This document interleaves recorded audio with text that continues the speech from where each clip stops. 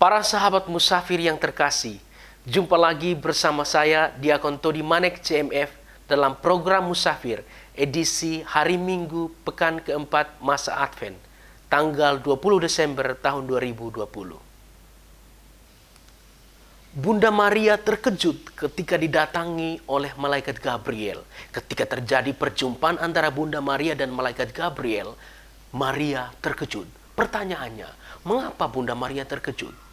Mari kita temukan jawabannya dalam permenungan kita hari ini.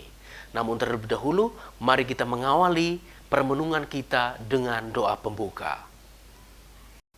Dalam nama Bapa dan Putra dan Roh Kudus. Amin.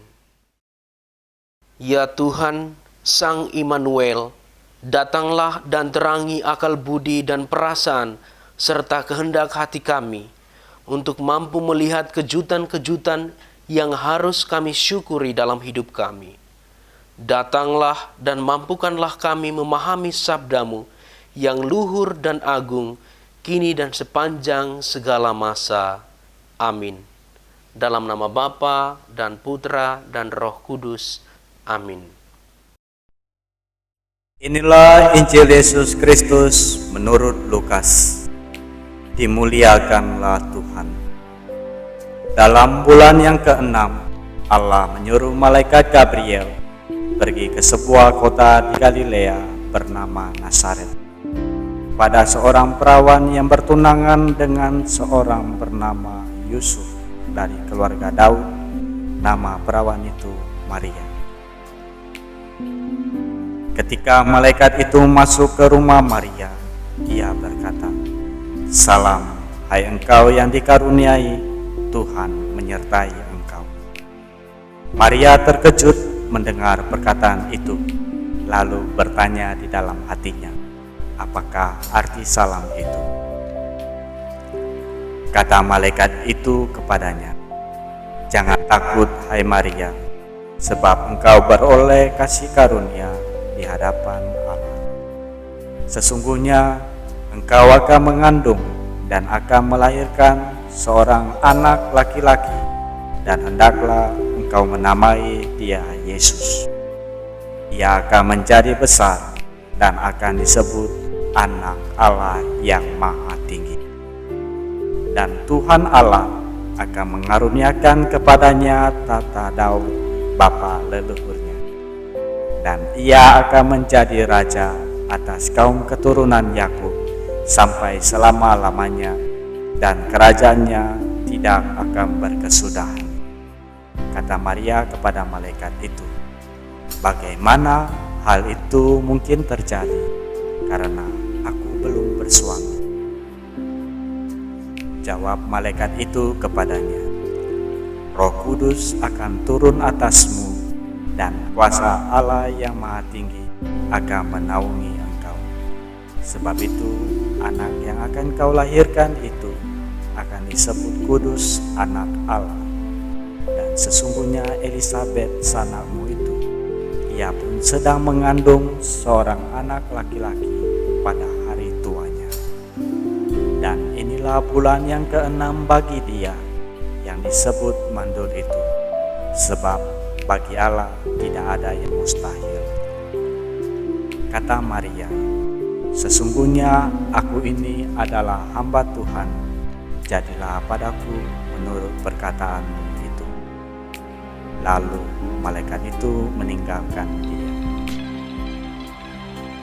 Demikianlah Injil Tuhan. Terpujilah Kristus.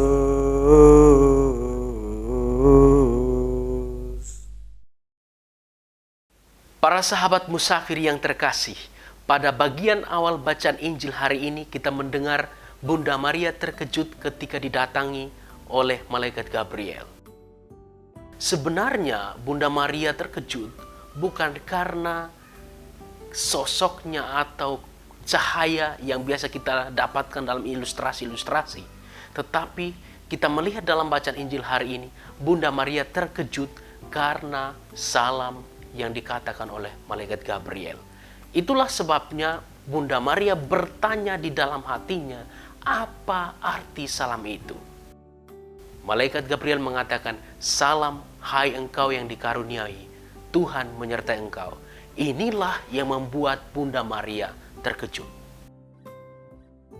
Pertanyaan Bunda Maria dalam hatinya tentang apa arti salam itu terjawab di dalam penjelasan lanjutan dari Malaikat Gabriel. Malaikat Gabriel berkata, "Jangan takut, hai Maria, sebab engkau beroleh kasih karunia di hadapan Allah.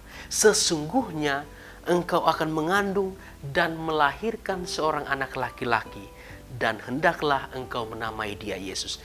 Ia akan menjadi besar dan akan disebut anak Allah yang maha tinggi, dan Tuhan Allah akan mengaruniakan kepadanya tahta Daud, bapa leluhurnya, dan ia akan menjadi raja atas kaum keturunan Yakub sampai selama-lamanya, dan kerajaannya tidak akan berkesudahan."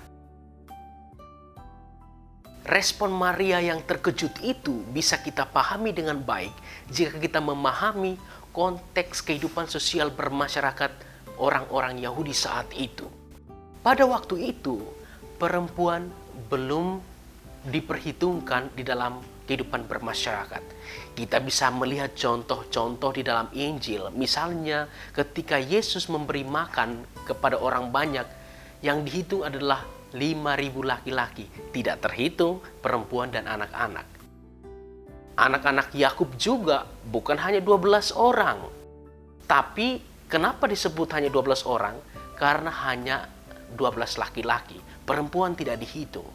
Dengan demikian kita mampu memahami ketika salam itu disampaikan kepada Bunda Maria yang adalah seorang perempuan remaja. Sudah remaja, perempuan lagi. Saya sengaja menggunakan sudah remaja, perempuan lagi supaya membuat kita merasakan nuansa dari keterkejutan Bunda Maria. Bahwa Bunda Maria yang adalah seorang remaja dan perempuan yang dalam konteks kehidupan sosial bermasyarakat orang Yahudi saat itu yang tidak diperhitungkan, tetapi diperhitungkan oleh Tuhan dengan perkataan, "Salam, hai engkau yang dikaruniai, Tuhan menyertai engkau."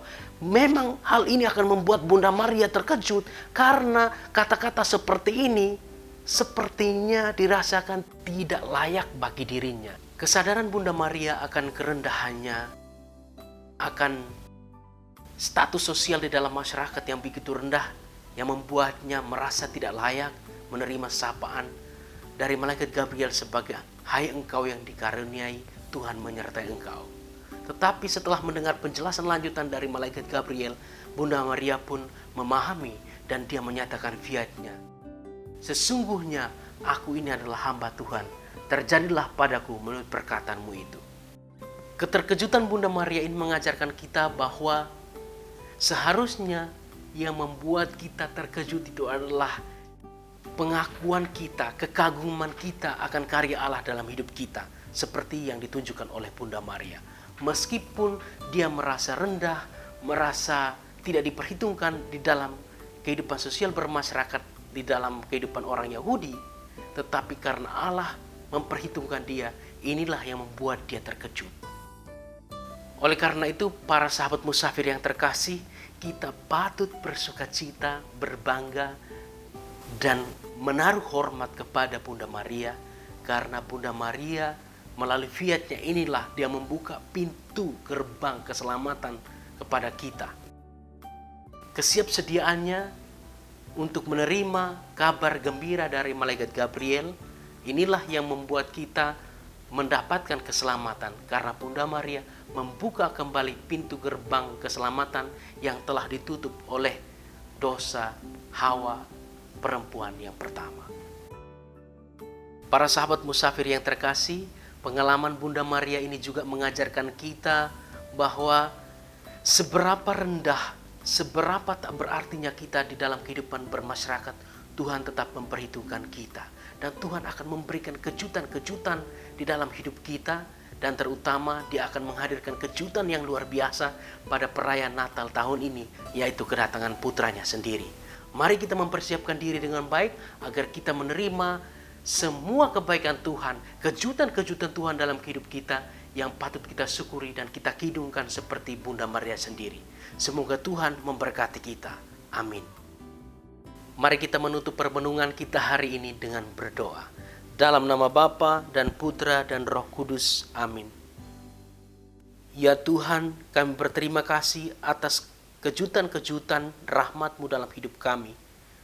Terima kasih hari ini kami boleh belajar dari Bunda Maria untuk menyatakan kerendahan kami dan keagungan-Mu.